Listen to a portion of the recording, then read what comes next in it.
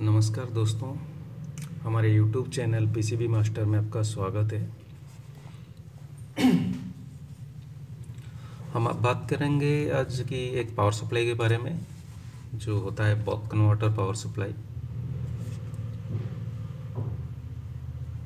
बक converter होता है।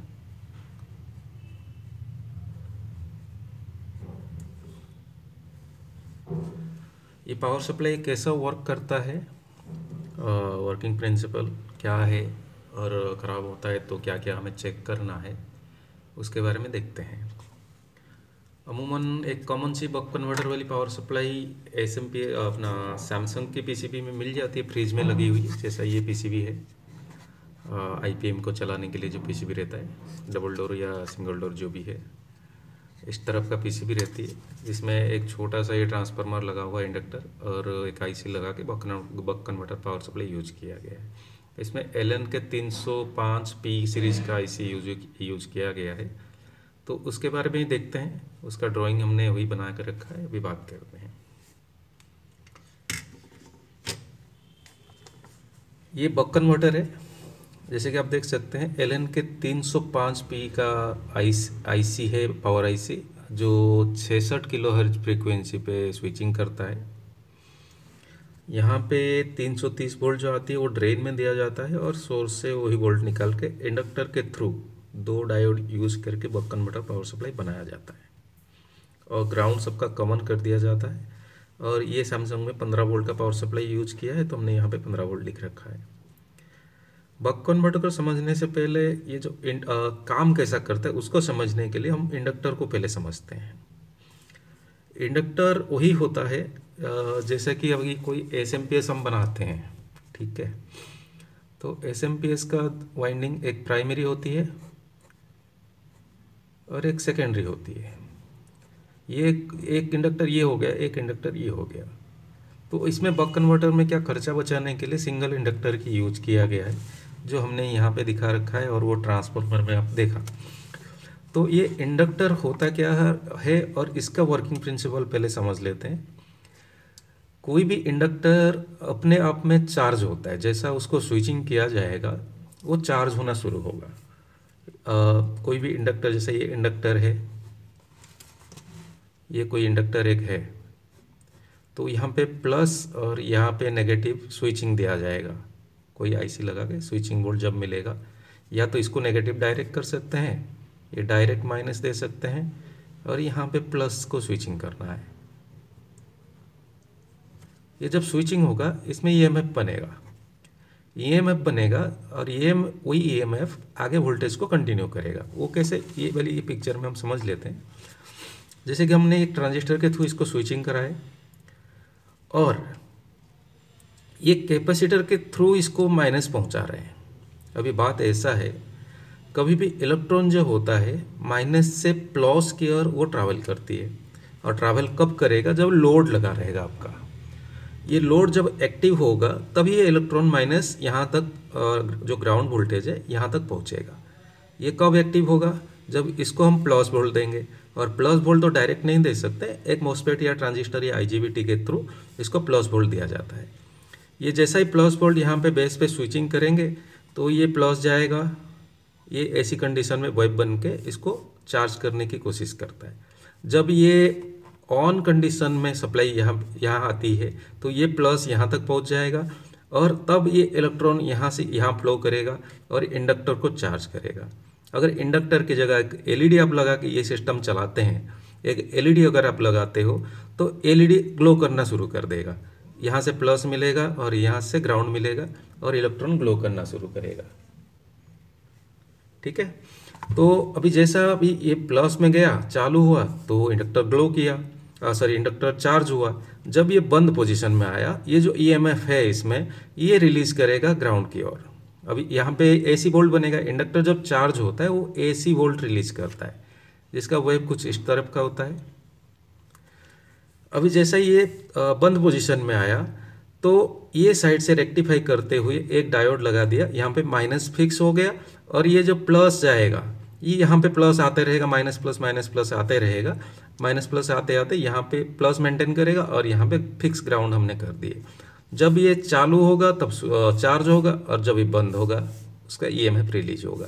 फिर चालू होगा तो ये चार्ज होगा, बंद होने पे इसका ईएमएफ रिलीज होगा। और जो भी ईएमएफ के हिसाब से ये डिजाइन किया गया है उसके हिसाब से आपका कैपेसिटर कंटिन्यू एक वोल्टेज को मेंटेन रखेगा। क्योंकि इसका जो स्विचिंग होता है बक कन्वर्टर में, बक कन्वर्टर का स्विचिंग बहुत हाई है, 66 किलो हर्ट्ज का फ्रीक्वेंसी है।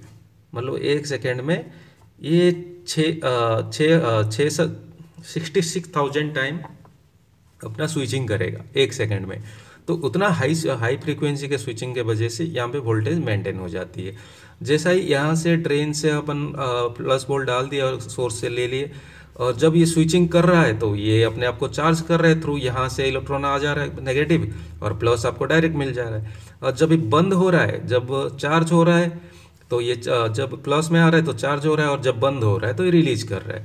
रिलीज कर रहा है मतलब यहाँ से अभी एसी वोल्ट बन गई तो 1 वोल्ट यहाँ पे फिक्स हो जाएगा प्लस, और माइनस को रेक्टिफाई करते हुए ग्राउंड में पहुँचा दिया जाता है। ठीक है, तो ये हमारा 15 वोल्ट मेंटेन हो गई बक कन्वर्टर के थ्रू। दूसरा हमें ये इसको फीडबैक देना रहता है। इसका जो पिन और एक पिन, अभी एक ड्रेन हो गया, एक सोर्स हो गया, और एक फीडबैक हो गया, एक बाईपास हो गया। जो फीडबैक पिन के बारे में बात कर लेते हैं, इसको फीडबैक देना पड़ता है। इसका फीडबैक का जो वोल्टेज है 1.63 वोल्टेज इसका होता है, उतने वोल्ट का फीडबैक वहाँ पे मिलनी चाहिए। अगर हाई वोल्टेज ज़्यादा हो जाएगा तो भी एसएमपीएस अपना स्विचिंग करना बंद कर देगा आईसी, या तो बहुत लो हो गया तो भी बंद कर देगा। तो फीडबैक वोल्टेज को यहाँ पे फिक्स किया जाता है 2 रेजिस्टेंस देके। अभी वही इंडक्टर जब भी बंद पोजीशन में आ रहा है तो ग्राउंड को यहाँ से रेक्टिफाई करके ये कैपेसिटर को चार्ज कर रहा है, और यही इंडक्टर जब भी बंद पोजीशन में एक डायोड लगा के प्लस में लगाया गया है, प्लस ये प्लस को रेक्टिफाई करेगा और ये कैपेसिटर को चार्ज करेगा, ताकि यहाँ के फीडबैक वोल्ट बन जाए। जब ये कैपेसिटर चार्ज होगा आपका फीडबैक वोल्टेज बनेगा, जब ये कैपेसिटर चार्ज होगा आपका मेन सर्किट के लिए वोल्ट बनेगा। अभी 15 वोल्ट यहाँ पे भी बनेगा और 15 वोल्ट यहाँ पे भी बनेगा, क्योंकि इसका सेम ईएमएफ यूज किया जा रहा है। तो यहाँ पे जब 15 वोल्ट बन रहा है तो एक 18K का रेजिस्टेंस लगा हुआ है और एक 2K का रेजिस्टेंस ग्राउंड किया गया। अपना भी ये ग्राउंड हो गया, ये कैपेसिटर आप देख रहे हैं तो ये अपना ग्राउंड हो गया। तो ग्राउंड के साथ एक 2K रेजिस्टेंस लगाया गया है और एक 18K का रेजिस्टेंस यहाँ पे लगाया गया है, और वोल्ट डिवाइडिंग के थ्रू यहाँ पे 1.63 का वोल्टेज जंक्शन बन रही है और उसको फीडबैक में यूज किया जा रहा है। ठीक है, समझता हूँ कि मैं आप समझ गए होंगे कि कैसा मतलब ये चार्ज हो रहा है और कैसा इसका ईएमएफ रिलीज हो रहा है और वोल्टेज मेंटेन हो रहा है।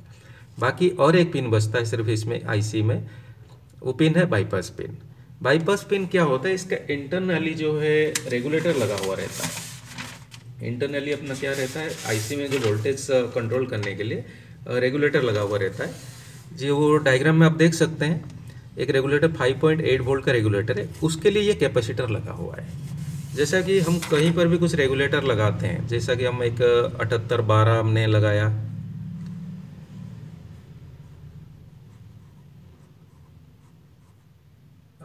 हमने ग्राउंड कर दिए और इनपुट दे दिए, और इसको हम वोल्टेज के लिए ले लिए 12 वोल्ट, और इसके बीच में हम एक कैपेसिटर लगाते हैं। वही कैपेसिटर का काम वो बाईपास कैपेसिटर कर रहा है, क्योंकि ये रेगुलेटर जो है इसको चलाने के लिए कैपेसिटर चाहिए, जो एक्सटर्नली लगाने के लिए आईसी बोल रखा है। आईसी का डाटा शीट में आप देखेंगे तो आईसी का हिसाब से इसको आप एक एक्सटर्नल कैपेसिटर लगाना है, जो 100 किलो पिको फैराड तक हो सकता है। छोटी सी एसएमडी में लगी हुई रहती है या कोई डीप में भी लगी रहेगी, एक डाल की दाना जैसा दिखता है, वैसा एक कैपेसिटर यहाँ पे लगा मिल जाएगा। कैपेसिटर का काम है उसका अंदर का रेगुलेटर को रेगुलेट करना। फीडबैक का काम है जब यहाँ पे कुछ भी प्रॉब्लम होती है तो आपका वोल्टेज सपोज हाई होगा तो ये जंक्शन पे भी वोल्टेज बढ़ेगा, और ये करीबन 2 वोल्ट के आसपास अगर पहुँच रहा है तो ये यहाँ पे 2 वोल्ट मिलते ही, अप्रोक्सीमेटली बात कर रहा हूँ, तो 2 वोल्ट मिलते ही ये आईसी अपने आप को शट डाउन कर देगा, स्विचिंग करना बंद कर देगा। सपोज कुछ प्रॉब्लम है और वोल्टेज गिर रहा है, कोई कैपेसिटर वीक हो गई सपोज आपका, तो कैपेसिटर वीक होने की वजह से वोल्टेज ड्रॉप हो रही है, तो एक लिमिट पे आके, अगर ये वोल्टेज से एक लिमिट पे आके अगर उतना कम वोल्ट यहाँ पे मिलेगा तभी भी आप आईसी अपने आप को शट डाउन कर देगा और स्विचिंग करना बंद कर देगा, ताकि आगे सर्किट और कुछ खराब ना हो। बाकी इंडक्टर जो है चार्ज और डिस्चार्ज जो होता है उसके वजह से बक कन्वर्टर चलती है। आईसी कुछ भी आप यूज कर सकते हैं, कोई भी आईसी यूज कर सकते हैं, मेन काम हमारा है इंडक्टर का। ये इंडक्टर जो होता है इसको एम्पियर और वोल्टेज के हिसाब से, करंट और वोल्टेज इसका हिसाब से इसको वाइंडिंग किया जाता है। और कंपनी वालों ने खर्चा बचाने के लिए एक सिंगल लगा दी। अगर इसको एसएमपीएस बनाते तो सेम आईसी के लिए एक प्राइमरी वाइंडिंग, एक सेकेंडरी वाइंडिंग और एक एक्सिलरी वाइंडिंग जो फीडबैक के लिए यूज करना था। तो ये अगर 6 वोल्ट के लिए फीडबैक लेना है, 15 वोल्ट के लिए एक वाइंडिंग और एक मेन वाइंडिंग प्राइमरी वाइंडिंग, तो इसमें बहुत सारे कॉपर यूज हो जाएगी, कोर की साइज़ बढ़ जाएगी। तो वो खर्चा बचाने के लिए कंपनी ने ऐसा बक कन्वर्टर यूज किया है। बट ये भी सप्लाई बहुत बढ़िया है, कोई इशू तो है नहीं इसमें। अगर सिंगल चीज़ पे काम हो रहा है तो कोई बहुत बढ़िया है। और इसमें ख़राब क्या क्या हो सकता है वो देख लेते हैं। आईसी अगर ख़राब है तो ठीक है, अगर आईसी ज़रूरी नहीं हर टाइम ऐसा आईसी ख़राब मिलेगा। अगर इसमें से कोई रेजिस्टेंस भी ख़राब हो सकती है, अगर वोल्टेज यहाँ पे बढ़ गया या घट गया तो भी ये आईसी बंद हो जाएगी, एसएमपीएस काम नहीं करेगा। 2 डायोड लगी है, ये भी ख़राब हो सकती है। अगर डायोड ख़राब हो जाएगी तो चलेगा ही नहीं। कैपेसिटर डाउन हो सकता है या तो इंडक्टर भी ख़राब हो सकता है। ऐसा कोई ज़रूरी नहीं है कि सिर्फ पावर आईसी ख़राब हो तभी पावर सप्लाई नहीं बनेगा। तो बक कन्वर्टर बहुत आसान सर्किट है और आजकल बहुत सारे कंपनियों ने ये यूज भी करते हैं और अच्छा चलता भी है, क्योंकि सैमसंग बहुत पुराना कंपनी है और ये चीज़ बढ़िया चलता भी है। ओके, आशा करता हूँ बक कन्वर्टर समझ गए होंगे। और कुछ हमारे से अगर मिस्टेक है तो आप कमेंट करके बता सकते हैं। और लाइक करिए, शेयर करिए वीडियो को और सब्सक्राइब करिए हमारे चैनल को। Thank you.